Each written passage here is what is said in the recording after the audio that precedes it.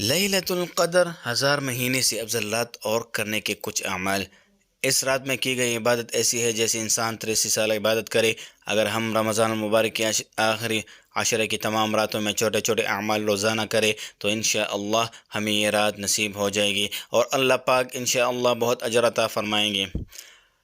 کچھ اعمال یہ ہیں۔ نمبر 1، روزانہ رات کو 10 روپے یا اپنی حیثیت کے مطابق صدقہ کرے۔ نمبر 2، روزانہ رات کو 10 بار یا جتنا بار ہو سکے درود پاک پڑھے۔ نمبر 3، روزانہ رات کو 10 بار یا جتنا ہو سکے استغفار پڑھے۔ نمبر 4، روزانہ رات کو سورہ یاسین 1 بار اور 3 بار سورۃ اخلاص یا جتنا مرضی قرآن پاک کی تلاوت کرے۔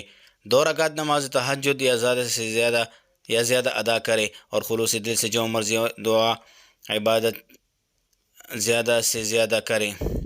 سیدہ عائشہ رضی اللہ تعالی عنہ فرماتی ہے کہ میں نے کہا کہ اے رسول اللہ صلی اللہ علیہ وسلم، آپ کا کیا خیال ہے کہ اگر میں لیلۃ القدر کو پا لوں تو میں کیا کہوں؟